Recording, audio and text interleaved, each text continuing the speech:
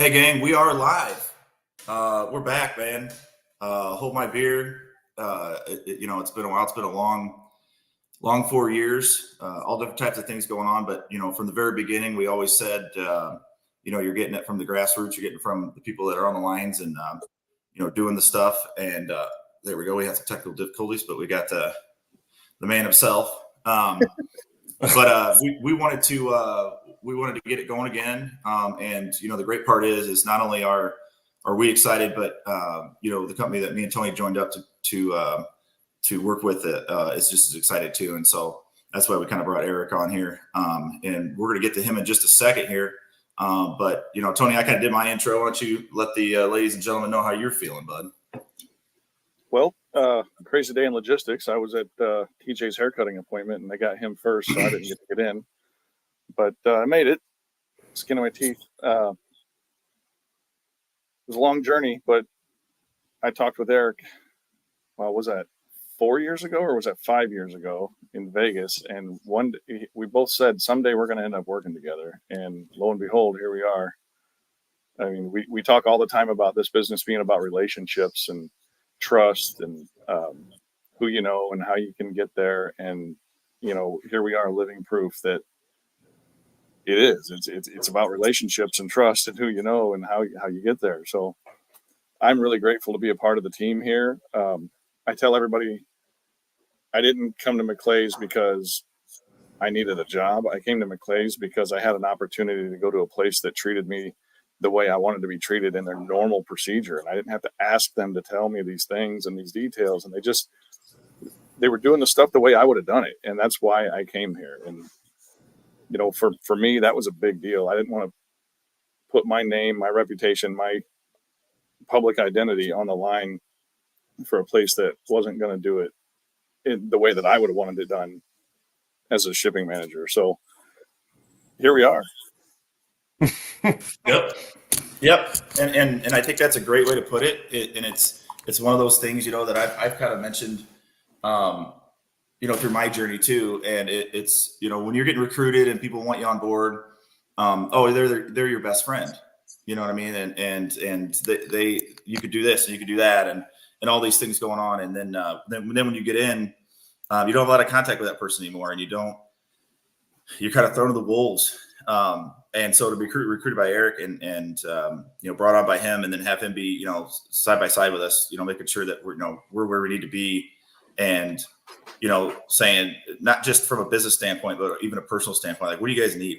How you guys feeling about this? Where are you at on this? That's a huge thing for anybody, I think, reinventing themselves and trying to come back and get back to where they were. And so, that being said, Eric, why don't you give us, a background on who you are, kind of how you started, where you came from, and how you got in with McClay's and what's going on there. Yeah, absolutely. So good afternoon, everyone. Obviously, my name's Eric Thornton. Been in the logistics industry just over 10 years now. Started as anyone else would, right? You come in as an inspiring young guy or gal, and you end up sitting at a chair with computers in front of you and a phone, and they say, hey, go for it. My journey was a little bit different, to where I ended up being an operations manager at the beginning of my career, working on accounts for a top sales rep. And then, like anything in life, you pick up one or two things that you would do that other people didn't do, or how you would treat someone or a different scenario, and you learn from it and you create it your own. So a lot of everything that I've done throughout my career has just been listening to others and trying to understand their approach, and then creating your own strategy and what you would do in your own future. So for myself, I had great success throughout the early time of my career. I was operations manager maybe for about 6-8 months, and then ventured into my own sales journey as well. So through my sales journey, from there, ended up leading a team and building that book of business to a pretty decent size. And then ended up leaving that company. And the minute I left that company, I got a call from Mark Labros, the owner and managing partner here at McClay's. And he immediately said, hey, man, I want you to be a part of what we're doing. We have a great framework. We have a great group of guys and gals, and let's see what we can create this into. So coming into this company was a lot of fun. We were able to create it and make it into what we believe good business should be. And once again, no one has the perfect potion, but if you do things the right way, success is going to follow. And that was always one of the things that captivated me about Mark's theory and his journey as far as through his career and what he believed a company should turn into. So when we spoke, we aligned very well on our values and our morals and what we believe creates a strong business. And then we've implemented that as we began and started with McClay. So it's been a heck of a journey so far for myself. A lot of lessons learned, a lot of challenges, like anyone else. And I think everyone faces your own unique individual challenges. And a lot of it's just how you overcome them and how do you keep looking forward. And if you do that enough and be persistent enough, you can do some really great things. Yeah. And I think, I guess, one question I'd have that I think a lot of people wonder too is when you're in a tough market, all right, and like any business, no matter how much you want to go out and portray that you're doing great and amazing, it's tough for everybody, right? How much, when you guys stand on your, like you said, on your moral stances and your ethics and how you approach things, how much do you think that plays a role in being able to, like I said, thrive and not just survive, like kind of grow and in that type of thing, in this type of market compared to if you're just a business minded, got to make cuts, got to put people here, got to move people around, and people get unhappy? A lot of it goes to your approach. I mean, if it comes down to individuals, right? How are you developing individuals to better themselves, better their potential? And are you taking the time to get to know them and understand their challenges as humans, right? Everyone has a life outside of the walls of a brokerage or an asset side. And if you can look at people a little bit deeper and help them through those situations, the amount of passion and power that you'll receive from them back is captivating. So for me, it's always been, yeah, we say we do things the right way, right? But when you treat people the right way and understand who they are, identify their weaknesses, but elevate their strengths and put them in a position to where they can be very successful consistently, you can find yourself creating a fantastic organic culture in this industry. The minute that you let the dollar decide your decisions or alter your ethics and morals on who you believe you should be is when you run into challenges and can run into some extreme difficulty. So when we're talking about a tough market, I mean, any market can be potentially difficult for a broker because one, it's not easy to sell in this business. It's not easy to make relationships. It's not easy to pick up a phone. There is something called sales anxiety that people do deal with on a daily basis where you sit there and you're in a room with 10 people in a pod and you have to pick up a phone and be the loudest or be the motivator.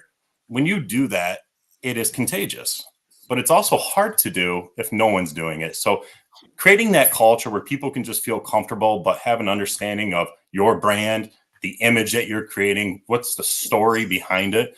If you can speak on that fluently, you can do a really good job. Yeah, I think that's a good point, Tony. Sorry, my son's talking to me. So I'm privy to a little bit of inside information on McClay's now that I'm on the team there, and I tell people I was excited to join. And so I've seen the freight market do this, right? And we're currently down here on the bottom. It's overdue for the cycle to come back. And I think it's starting to just a little bit here. But the company has done this. Mm-hmm. So that right there told me so much that the places that are laying off and closing down and going under, that's really scary. And people have to know that there's more out there than money and the revenue and all that. While those things are make or break a business, but it's that culture and leadership and growth mindset and support and integrity, most of all, in the places that are doing it right, that cause it to do that up and to the right trajectory. Talk to me a little bit about that since I get to share that. And hi, Trey, I know that is a great Hawaiian shirt. Eric's at the lake, so. Oh, yeah. Before you do, Eric, hey guys, I know we were supposed to kind of come on and on Trey Griggs, Word on the Street. We were trying to make sure Tony get his computer turned on, but at the end of the day, Trey, I've known Trey for a long time. He's known Eric, Tony, all of us. He's on here, always supporting us. So every Friday, man, when you guys, if you're coming on this show, make sure you hop on that one, before. You got What the Truck before that one even. It's TGIF over here with this 3-hour block of shows. So Trey's the man. He's in the audience right now, but I want to give him a shout out real quick. And before As well as everybody else too. you got to watch Jolly Show in the morning. Yep. Oh yeah. Can't miss the Jolly man. All right. Now talk about that with us. For us, and for me specifically, when we speak on growth and what does a growth path look like, a lot of it is attributed to everyone in those seats. Jordan Sweet coming aboard, Andrea Valley, Matthew Pollock, Lawrence Ziden. I mean, we have great individuals who have really embraced our culture, but ultimately do it organically. We're not forcing messaging down your throat saying, hey, we're the latest and greatest. We want you to join us, blah, blah, blah. We know these people prior and we have relationships and we know how valuable they can be to a company. And when you do that and you get the right people and you have people that care, who will take a call at 2 a.m., will take a call on the weekend and never complain about it and never ask back, why do I have to do this? Or can I be compensated for this effort? It's always just, they do it because they care. And when you have individuals that work for a company that care and do it in a different way to where the customer is always first and that need or that carrier who has a requirement and those emails are going out and we respond timely, but we do it consistently time and time again, no matter the time that it is. I mean, that is so powerful. So our team, I could sit here and tell you everything about ethics, morals, and things that I believe in. But what I believe in is different than what both of you guys potentially believe in and what your story at McClay's will be. So you have to identify what is your unique story and journey of what that will be. And if you do it consistently, you can grow a company and you can do it very well. And you'll have the buy-in from every single individual in that organization. So for us, our success is contributed to each individual in the chairs that just step up and continuously step up. And it's not your role sales, so you're doing this, or you're an operations member, you're going to do this. Everyone is a hybrid, and it's been fantastic. So if someone has to step out because their kid's sick and they got to go pick them up, guess what? 2 people are already eagerly willing to fill that gap.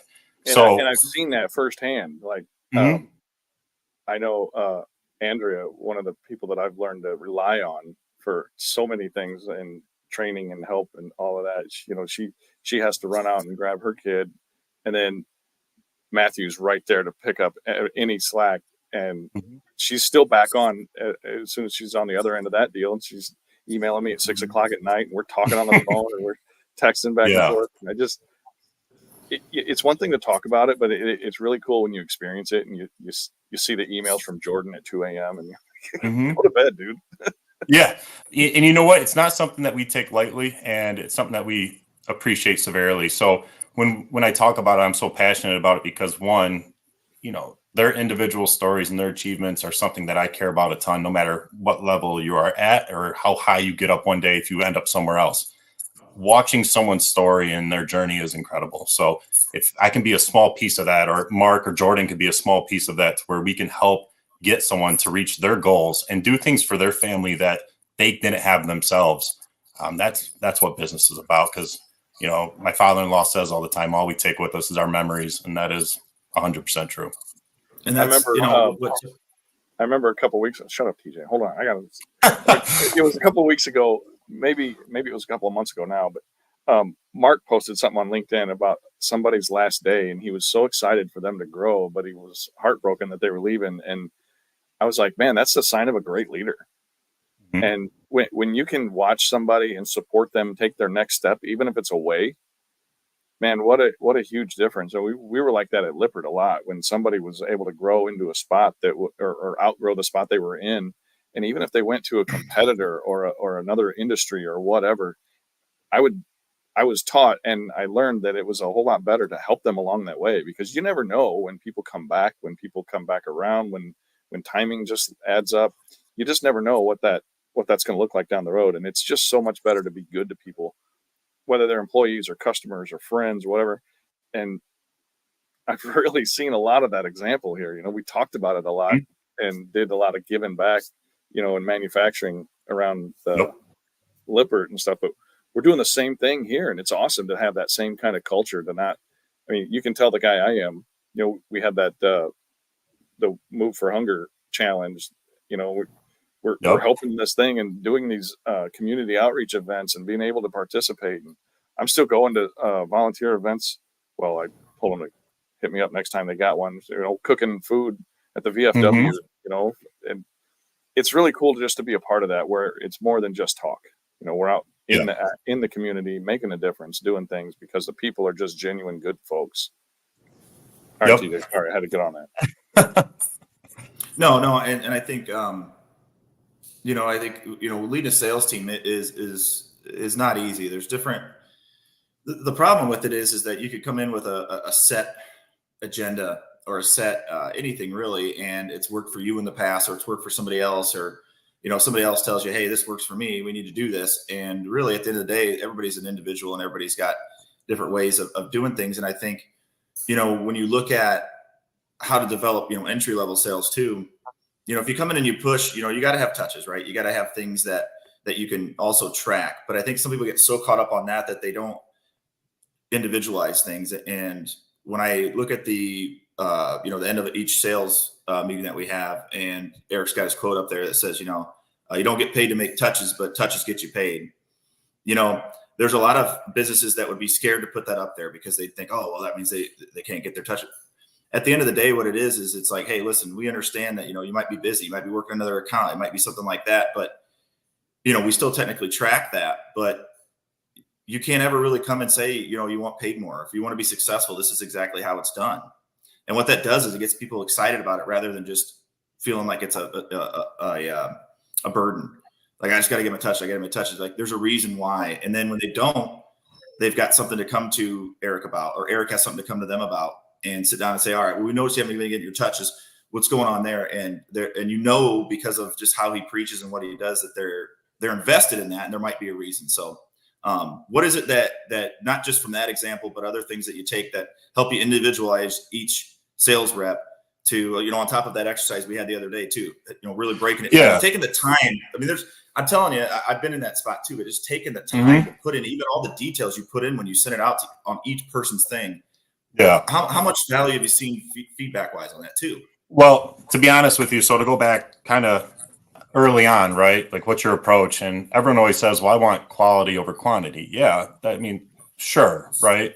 But you can't get quality without quantity. And early on, your focus needs to be quantity. And that means getting on the phone, getting reps, getting touches, no different than anything else. If I golf, once a week, right?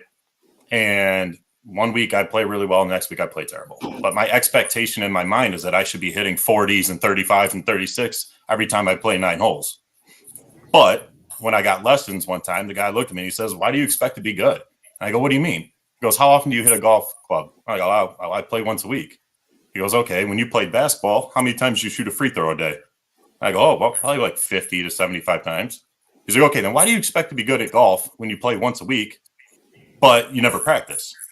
And sales is no different. If you're not practicing and you're not getting on the phone and you're not trying to develop a pitch that is fluid to the company that you represent and to who you are as an individual, it's going to be very difficult for you to find commonalities with shippers or receivers or individuals in this industry, to where if you go to a conference or you go somewhere and you meet someone, you can have a realistic conversation. So there's a lot of layers to selling and growth and how to do it individually. And everyone has their own unique case.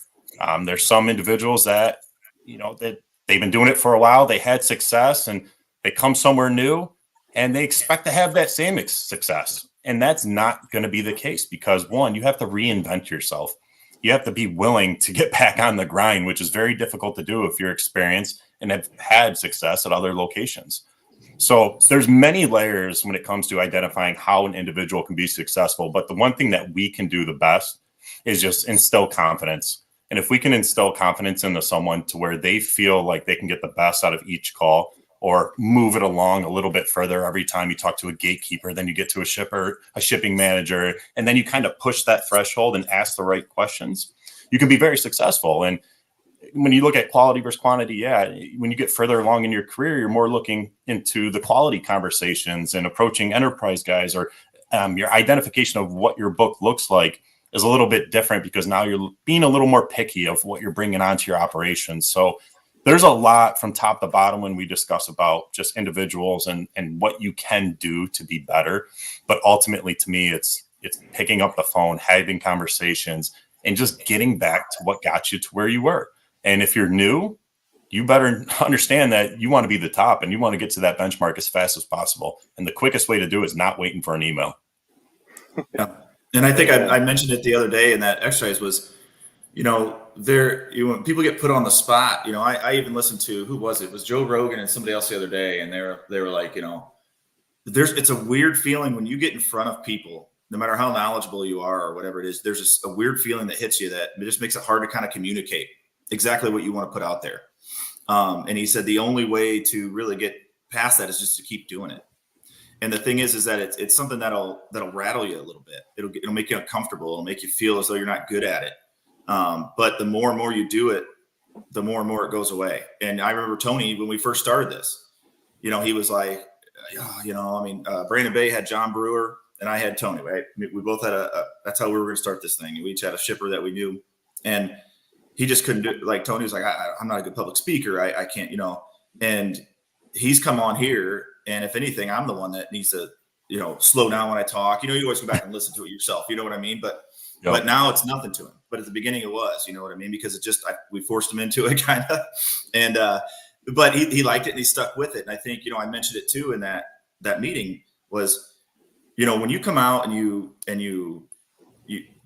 have to do those types of things, everybody wants to get better. Going to Eric and saying, I did this, that was really good. I did this, that was really good. That's easy to do. But when you go to Eric and say, hey, I just got off a call, man, and they just hung up on me.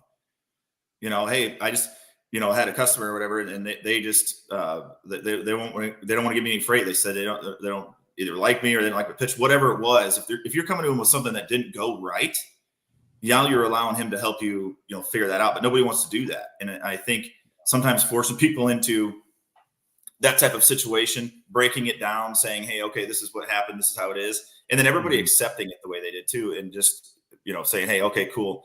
I mean, that's extremely important. And I see it, especially at McClay's quite a bit, but kind of explain the success on your side on that end of it too, Eric. As far as leading individuals or? Yeah. Mm-hmm. And putting them in positions to see, like you said, the repetition, it gives you reps, right?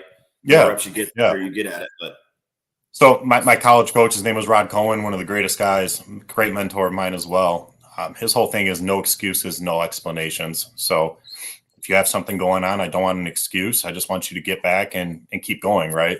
So whatever that is, you step in where the practice began or where it's at, and you just get on the line and start working. And that's no different than what we do here at McClay's, right?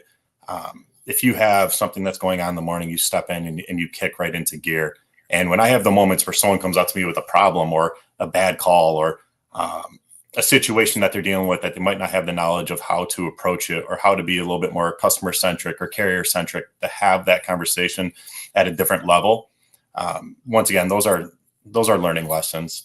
No one knows everything in this industry. You'll learn something new every day.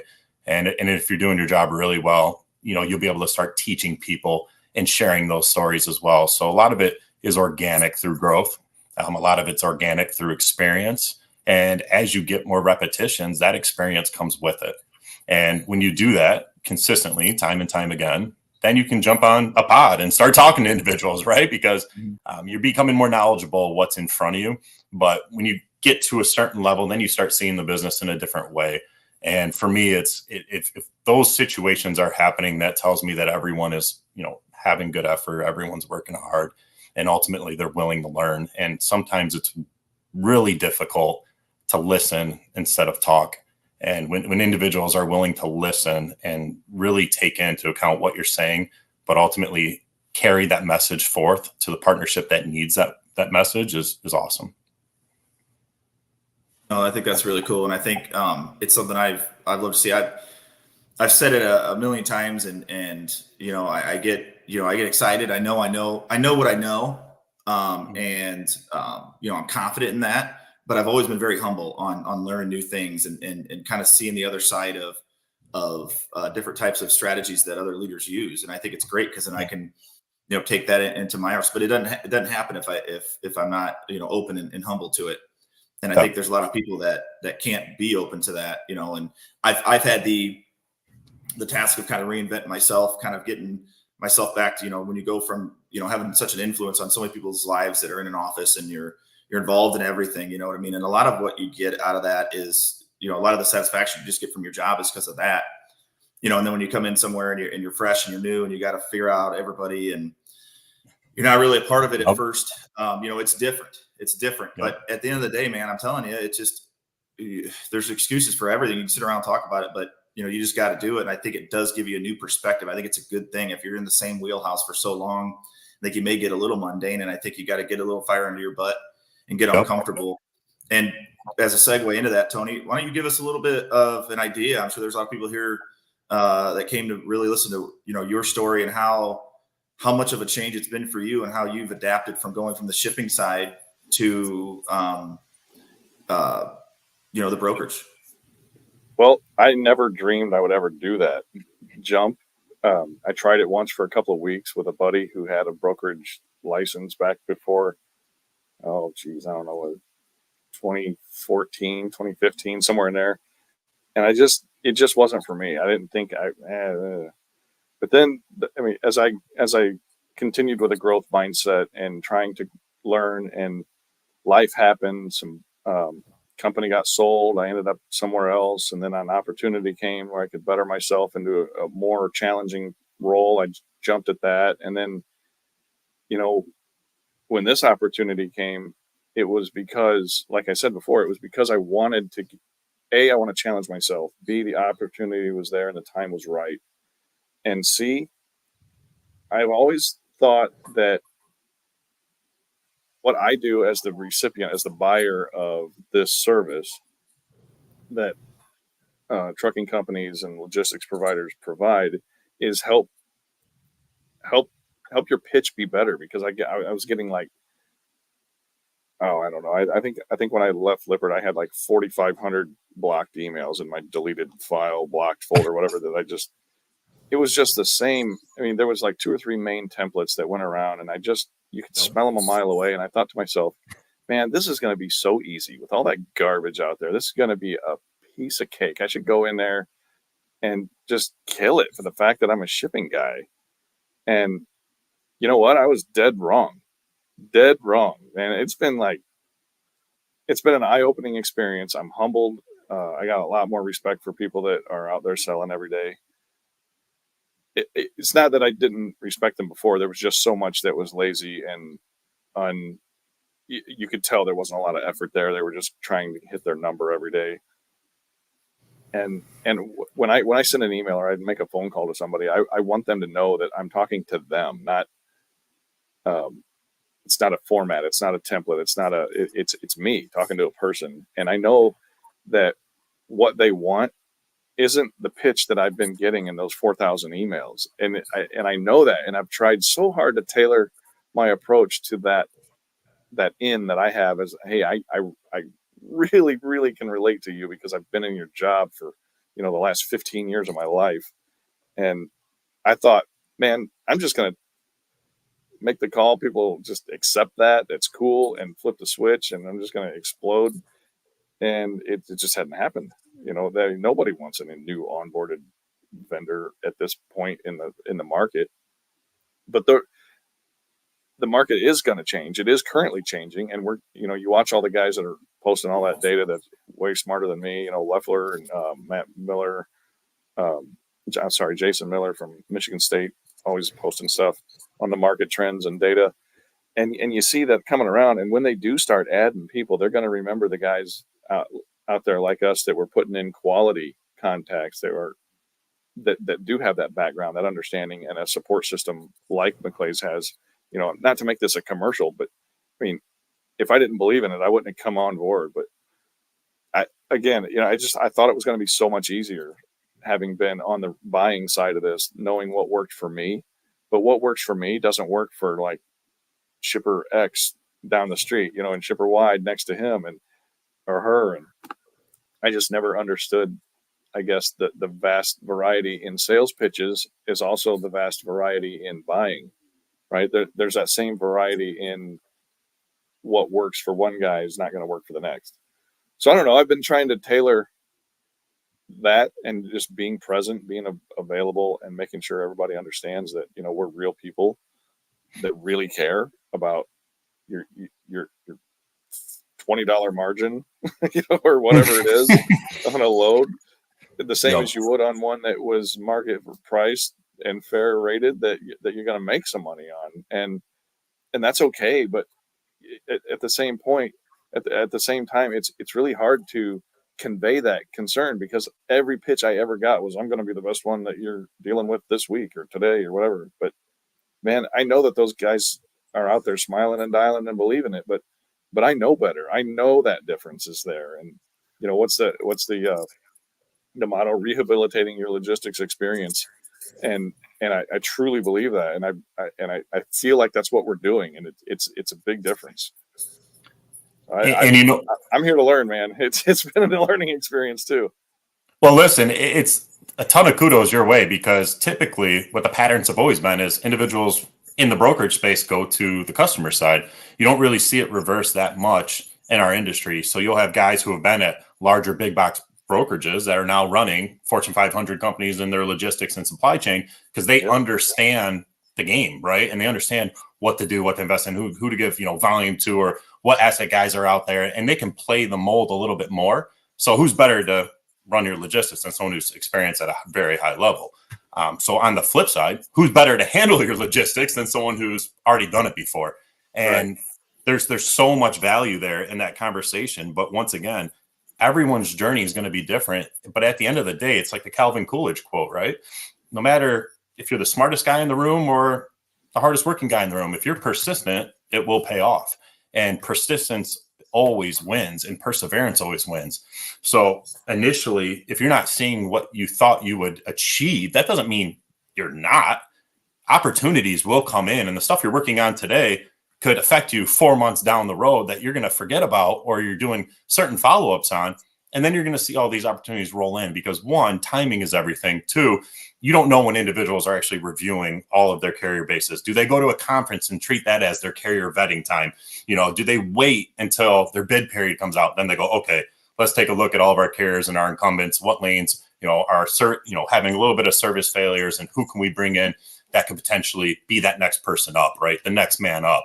And if you position yourself in that spot as many times as you can, opportunities are going to flow in. So don't be discouraged by any means about the initial success of where you thought you would be, because you're exactly where you should be. And I think you're doing a hell of a job. And I know you're doing a great job. So don't think differently or be discouraged by that, because this is a tough industry. It is cutthroat. It takes relationships. It takes commonalities. It takes just being a person. And once again, if you repeat that and do it time and time again, success will follow you. It will. And it's been such a fun journey, definitely for everyone in our company that has experienced that similar things. And any company out there where, if you have leadership that believes in those same values, you know, you're seeing it firsthand.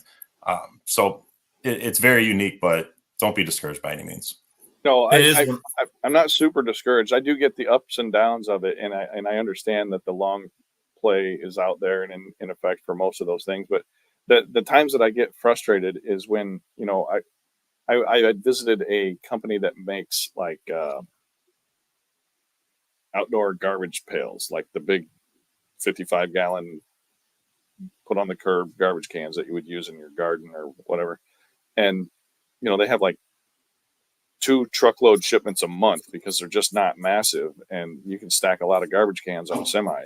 And I'm talking to this guy, and he totally get it. And he understood my point of view and my pitch. You know, my pitch was just me, who I am, and what we can offer, and why I'm here instead of somewhere else.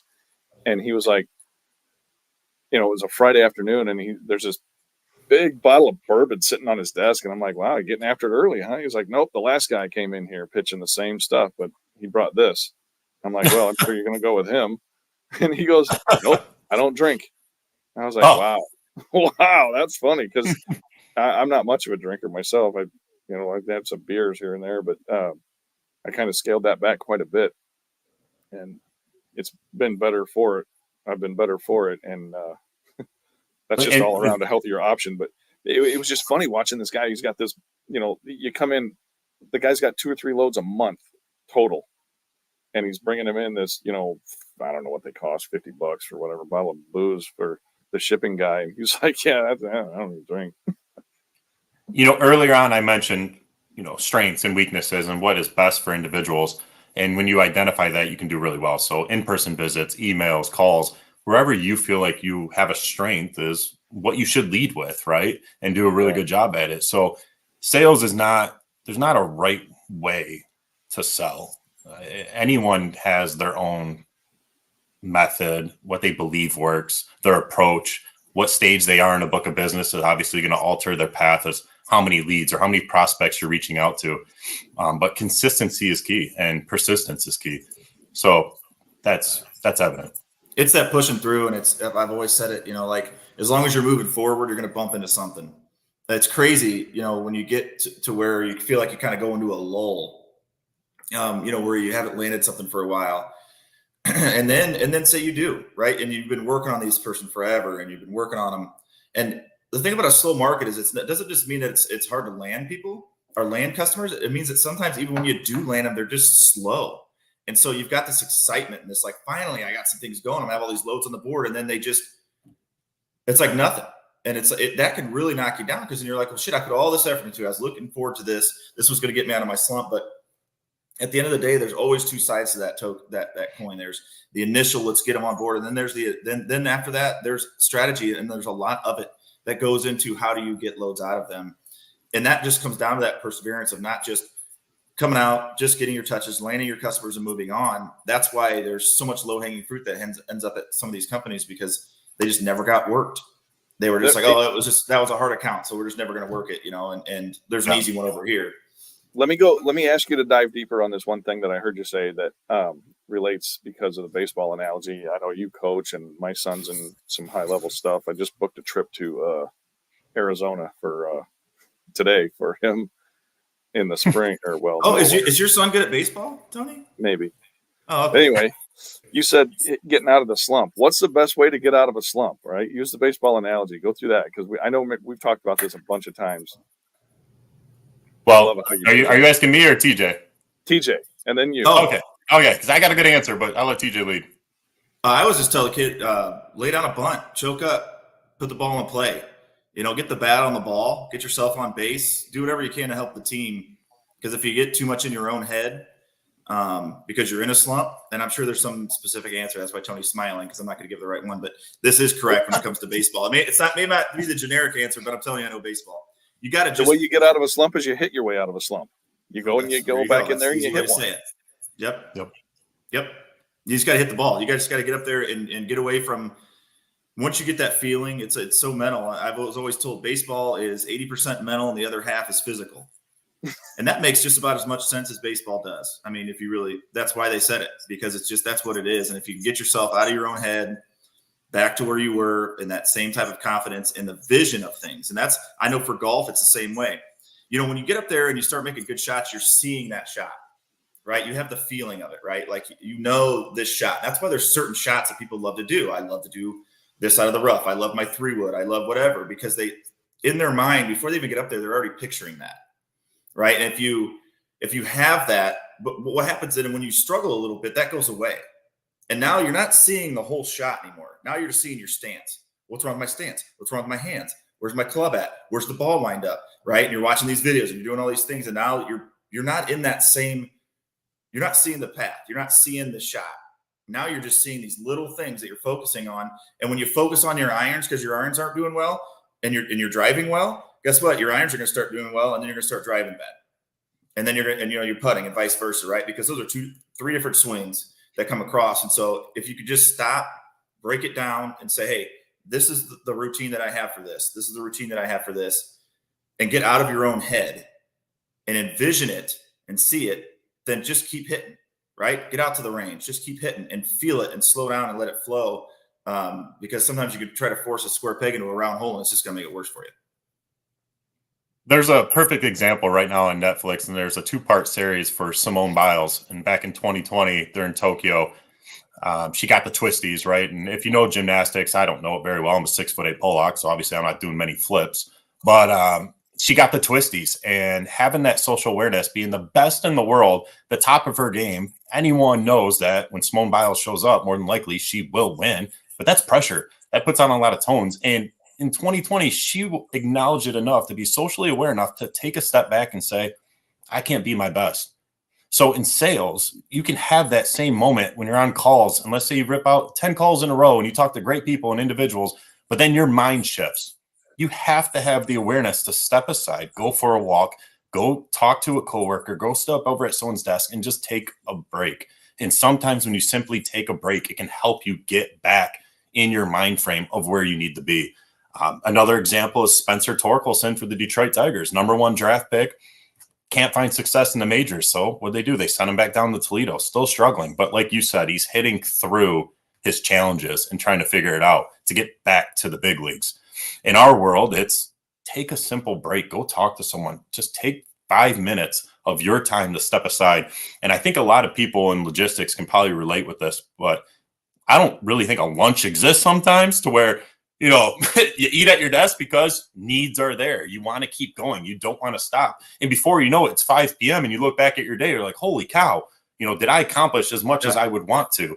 So taking that step back in our industry and simply just centralizing your thoughts of where you want to be on that day, what goals you want to accomplish, where your numbers are, and understanding the law of averages of what you want to do and how you're going to do it, you have to think about those things. So for myself, that's when I look at our team is how can I help individuals see that and be aware of it so we can make sure that we're getting the best out of them time and time again and not just in spurts. I read an article the other day, and this applies to sports and baseball and tennis and golf and work and life and everything. But it was this long story that they took like the world's top 25 tennis players, I think it was. And they said, what's the difference between like the top 5 of those 25 and the bottom 20 of those 25 in the world? And they went and they measured their protein and their diet and nutrition and then their exercise regimen and training and facilities and everything. And they couldn't find any discernible difference between number 1 and number 25. And what they went and did was they got down to like the level of detail was, what is your mindset immediately after you miss? You swing and you miss and the ball's gone. You get a point. The bottom 25, the bottom 20 were always like, oh man, I really screwed that up. And those top 5 that were top 5 in the world that were so much farther ahead of the bottom 20 said, I missed that one, but I'm going to get the next one. It was an immediate flip to the positive mindset.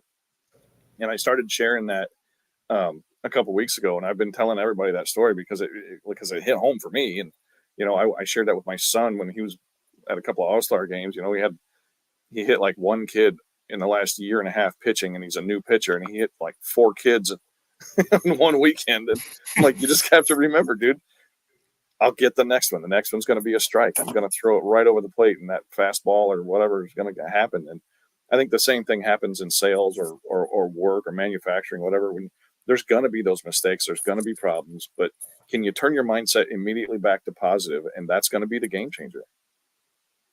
No, you're 100% right. And when you have leadership that supports that and always backs it, Mark does a great job always coming out and just giving words of encouragement.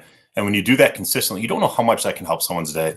And, we have an individual on our team right now that's dealing with some personal matters, a parent that's not doing well in the hospital.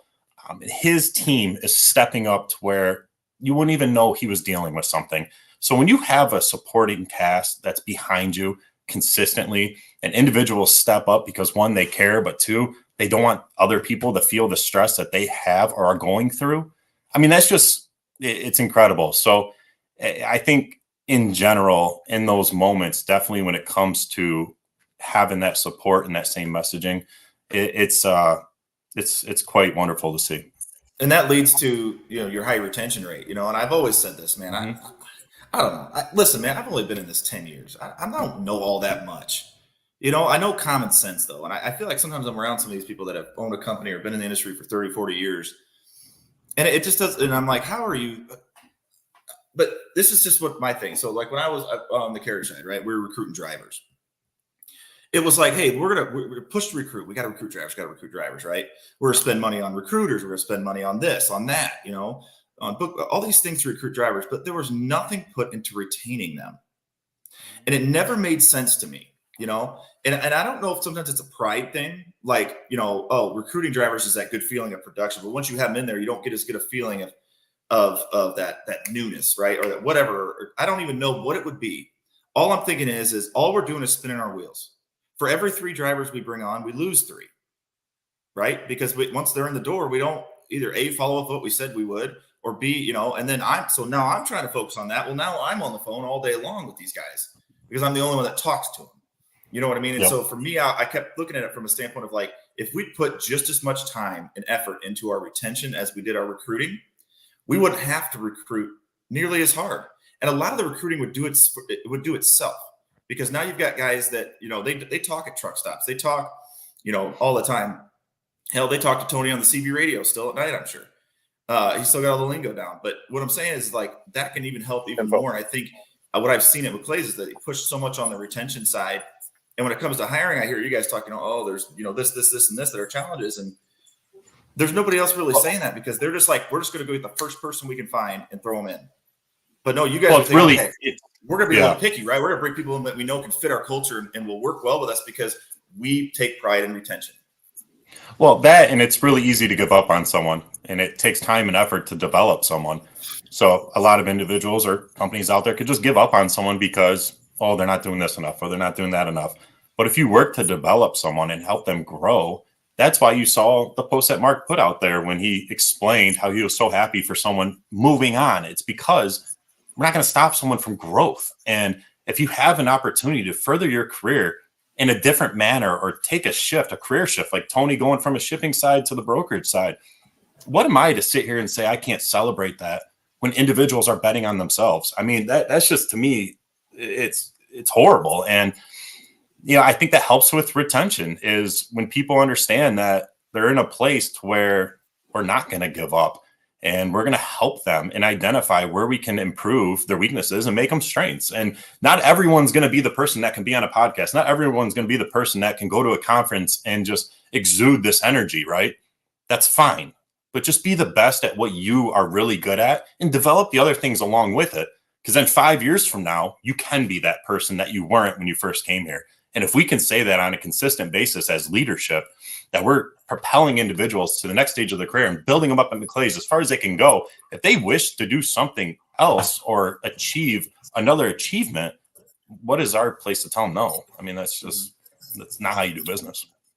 Well, you know, I think, you know, our topic is pretty relevant to a lot of people, and not just from, I mean, if you look at, you know, brokerages that are, you know, going out of business and the amount of new ones compared to the old ones. And there's a lot of data out there that you see, you know, whether it's an agent, you know, trying to grow their own little agency, or whether it's a huge company still trying to grow at that pace.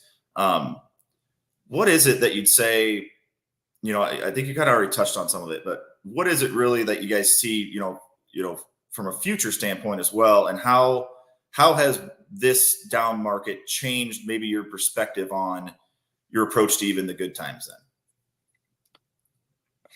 That's such a loaded question because there's so many variables and variances that can go into quote unquote a down market.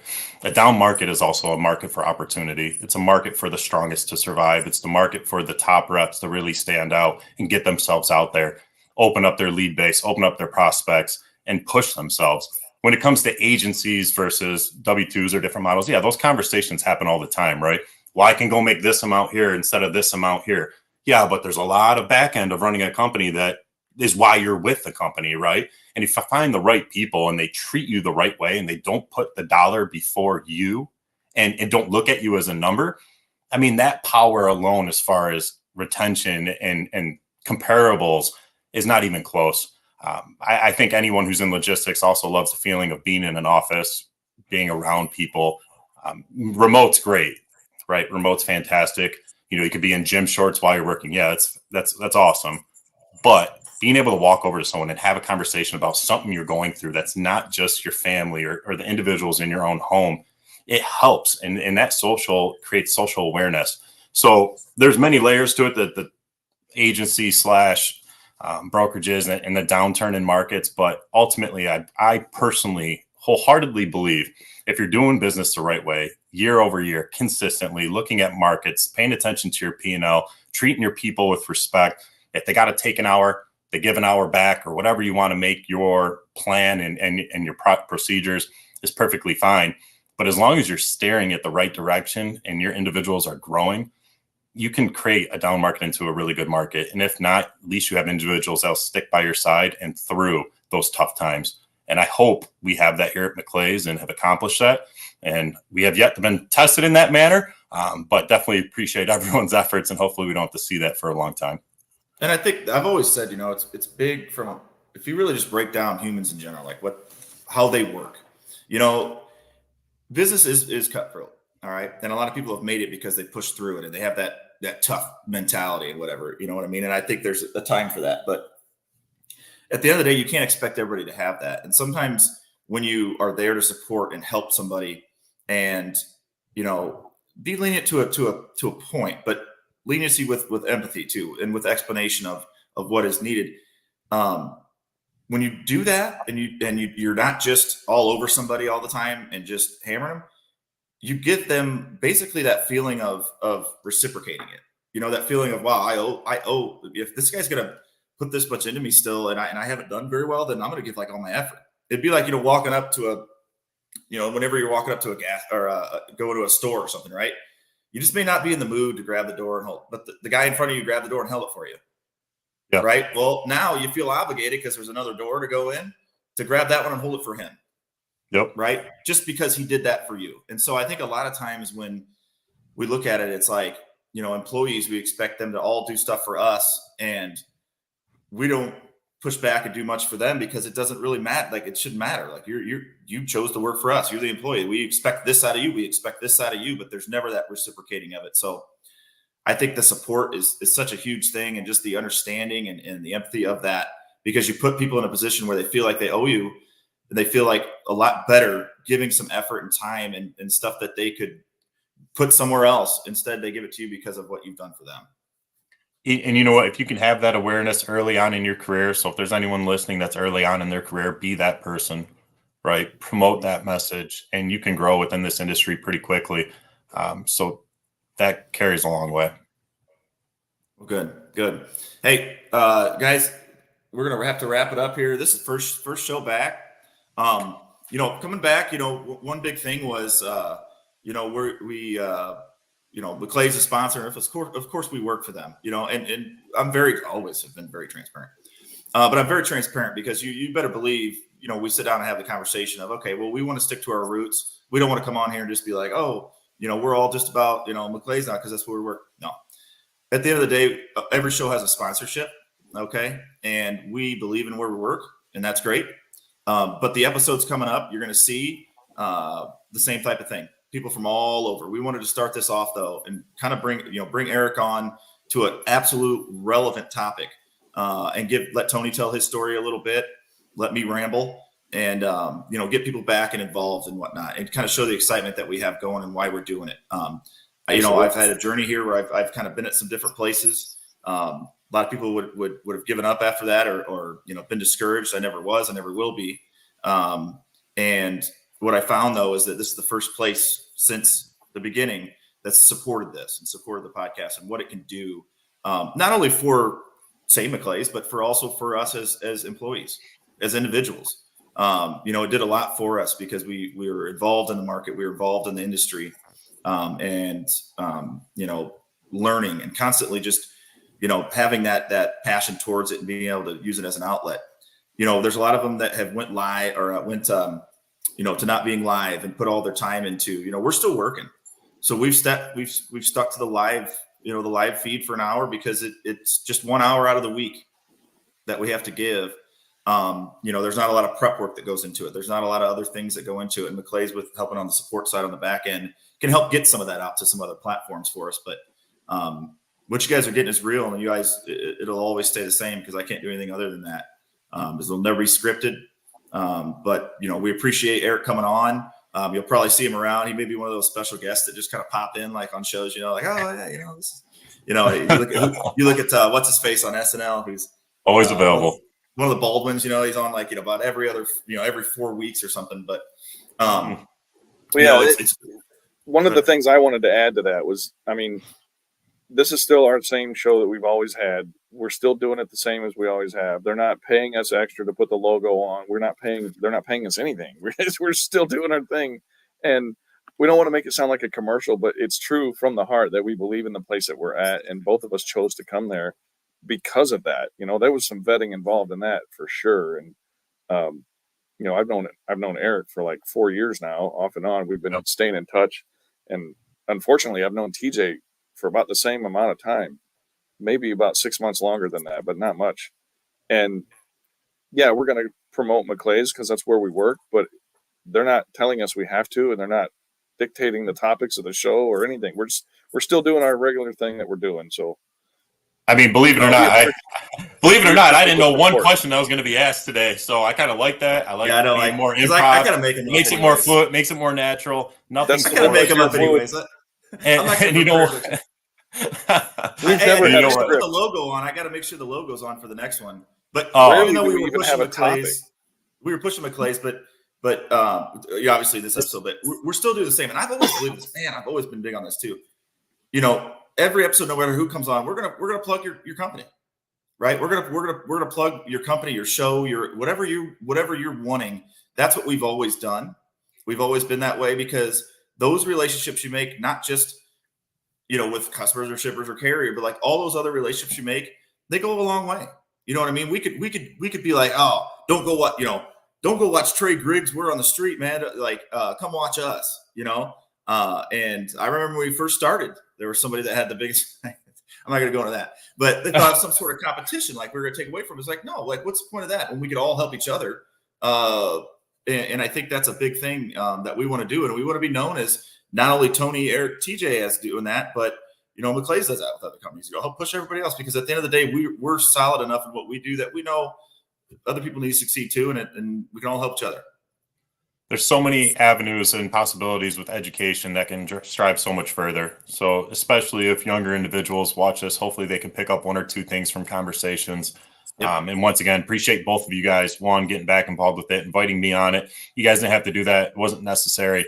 But that you guys didn't even give me a chance to even say no. So I really appreciate you guys inviting me on and having me be the first person this season. So thanks, fellas. I really appreciate it. Thanks for coming, man. Yeah, yep. Absolutely. And we did it. So handle it. All right. Through. Hashtag handle it. But hey, great boy. Job. Thanks for coming on, Eric. Tony, make sure you're on time again next week, please. And hey, I'll tell you what, guys, first show back. Appreciate everybody jumping in. It's going to get better and better from here. Not that this wasn't great, but I'll get a logo in here. I got to get some other things kind of finished up, but we're excited to be back, and you guys will see Eric again too soon. And look forward to seeing you guys next week. Yeah, take care, fellas. Thank you, guys.